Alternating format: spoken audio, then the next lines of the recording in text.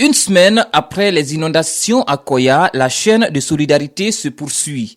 Cette fois-ci, c'est Elhadj Cheikhouna Souma qui a fait parler son cœur.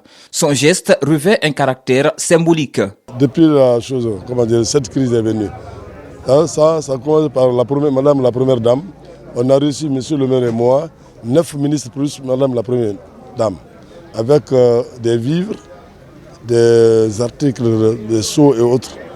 Alors, on est suivi encore, le maire et le comité, ils ne sont pas assis, ils ne dorment pas, ils sont là au chevet des victimes et recevoir encore les denrées qui viennent.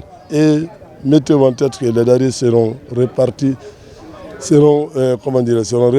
aux victimes, aux sinistrés. Cette calamité naturelle a éprouvé de nombreuses familles.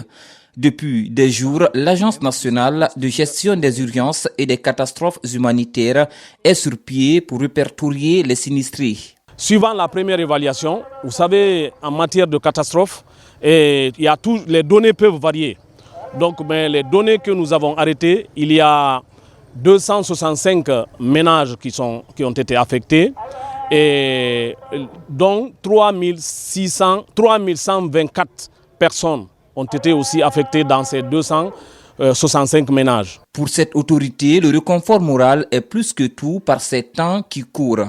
C'est à juste titre qu'il demande donc une union sacrée des uns et des autres. Nous sommes venus rendre visite aux autorités et aux sinistrés.